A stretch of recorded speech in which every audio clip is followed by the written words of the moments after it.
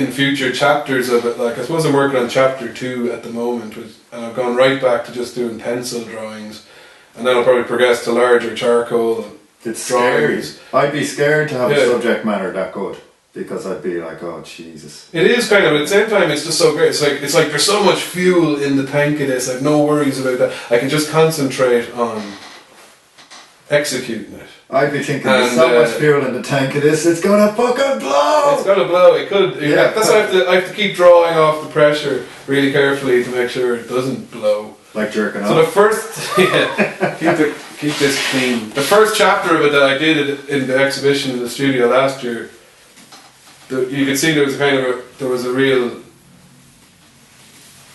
I thought I'd go straight into doing these large, faster canvases, but they ended up still taking me quite a long because they were so involving.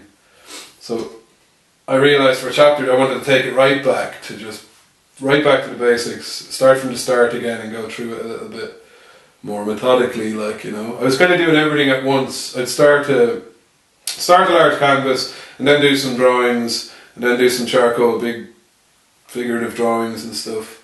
It was all at once. Now I'm going to just go literally back to the drawing board and start with small pencil studies from the source imagery, and then I'll probably go into larger figurative drawings on bigger sheets, and then maybe small canvases of studies, maybe some watercolours, and build in a very traditional way I suppose the painters used to do, because it was necessary. It wasn't just a stylistic choice, because like when you do quick watercolours, gouaches, you can make mistakes, and you do fast painting, you see what works, see what compositions works, all these things, and then you build up to your big.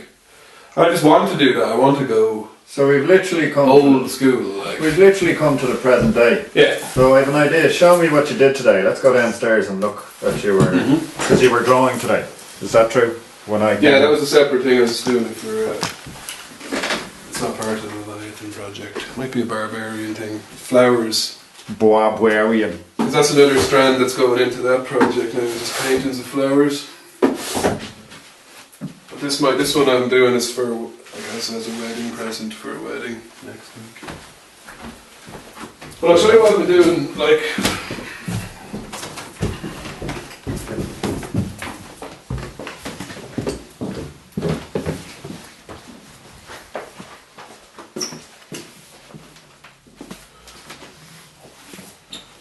Stick it down there.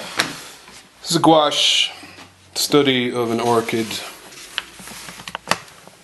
This is more of the barbarian side of things, to be honest.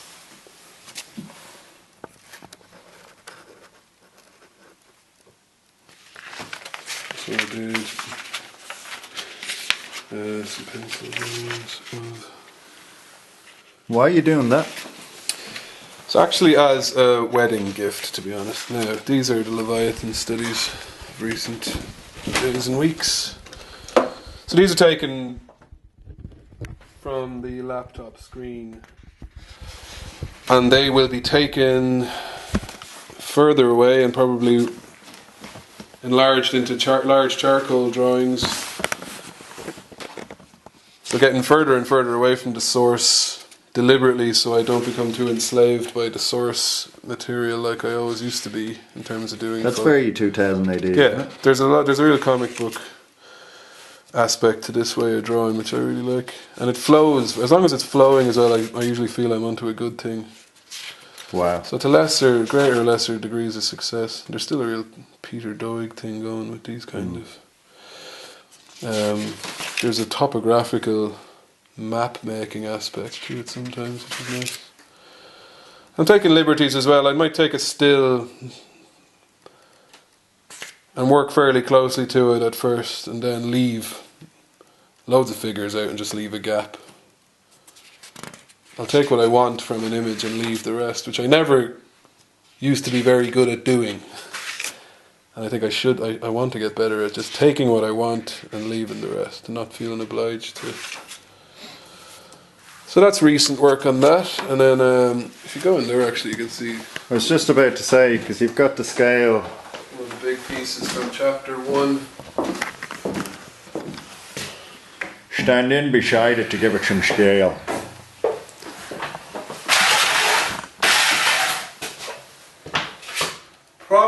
might be the largest thing I've ever done. It won't fit in any of the other rooms of the house.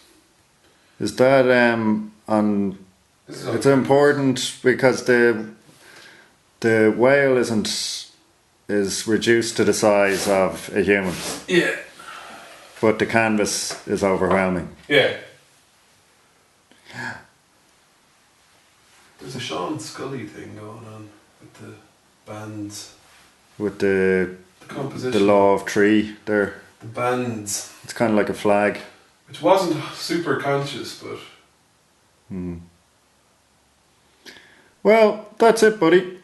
Yeah. That's the end of our interview. Thanks very much. No worry. How are you gonna disseminate this material? Look, it's just for me. No one will ever see this. Angers Apocalypse Tapestry imagery, which is really hard. And there's some skull. Yeah, there's Cézanne. There's a couple of Cézanne cover versions. Oh wow, they're lovely. Iglo bought the third one from it. Are they done in oil? There's all acrylic. There's another Slayer album cover which I like. There's Francis Bacon, little fan portrait. I like doing stuff like that because it kind of punctures the seriousness, the kind of gravitas of Bacon for my own purposes, to not take him too seriously. To answer your question, wow. And you notice I don't do the logos because I make them into pictures. You kind of return them to the photographs they once were. I make pictures out of these. I make paintings out of them. There's Led Zeppelin. Captain Beefheart. Trout Mask. Yeah. Dylan. Led Zeppelin. Dylan! The Cave. I'll show you this. This is an interesting little thing I got last week. From my mother. It's a painting that my great-grandfather did. Your mother. I will show you your mother. I will call your mother. Wow. My great-grandfather did this probably about 100 years ago, and I've always liked it a lot. It's been hanging in my parents' house. And I always said, like, when the time comes, for example, I'd like that if no one else wants it. I don't know why, it's just a fascinating little painting. So last week, before she went to France, she said I could have it as a birthday present. It's my birthday tomorrow. And so I said, lovely. Yeah, I knew it was your birthday. This is for your birthday. Yeah. This is, yeah, thanks. I thought I'd come along and interrogate you for your birthday. I thought you'd come along and give you the chance to talk about yourself for an hour and a half. Why? I know you'd like that, which is true. What's your, what are you doing for your birthday? Going to dinner in Kildare tomorrow, I think, to a nice restaurant where they have one of my paintings there. What's Arts the restaurant? Bar and Grill. Award-winning gastro pub, and probably just have a few drinks over there. What are you doing? I have to work. My brother Tom might come out for I was just in... he's local.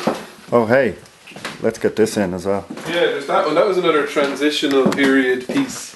When I was looking for a project... Was the whale ever in that? No, because this was before I had the whale idea. I was looking for a project. This is an interim project. It was more project-based than my stuff had been before. Yeah. This was a good... Stand beside it there. And like... Because this piece only took about 5 or 6 days. And it was fairly directly executed right onto the canvas. With no underdrawing or anything. And I was really happy with that. So I thought that those large whale... canvases would be as quick, but they weren't at all. They took about 6 months each to do. I'd say 3 of them over 18 months. But this is still a good... there's 3 or 4 really good pieces came out of that project. I was just in Kildare. It was a good transition to do anyway. There's some studies, acrylic-y. I was just in Kildare fucking shopping village, Sex and the City place there. It's amazing, isn't it? I bet you it was really busy, wasn't it? Yeah. It's chockers every day. Where's the recession recession? There. Full car parks, full...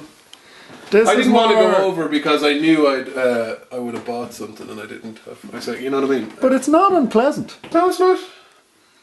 Did you go to Starbucks? Bet you did, didn't you? It's Ian Curtis. There was a brief period. No, I went to Dun and Crescenza. Barbara used to call it Donne. Crescenzi. Donne and Crescenzi because she thought the first name was Italian as well. It's like Dun. It's like Dun Stores. Like Donne's Stores. One thing we never mentioned, or we did briefly mention this. You worked in a music photography shop. Yeah. And you used to develop photographs from closed circuit television cameras. Yeah, and I used them as a student for... Don't think any of those, none of those. And you gave some to me, and then I started taking photographs from TV as well. Yeah. And that televisual image kind of infects your work, like the... I think this box here, this contains a lot of my thesis material from NCAD, which I've never looked at since, but that's a box full of Richter lore. I don't even think I want to... my mother was going to throw it out. Here's my art library section of it.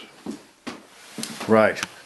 That's it. That's cool. We're done. See my Cremaster Cycle book. I have to take a picture.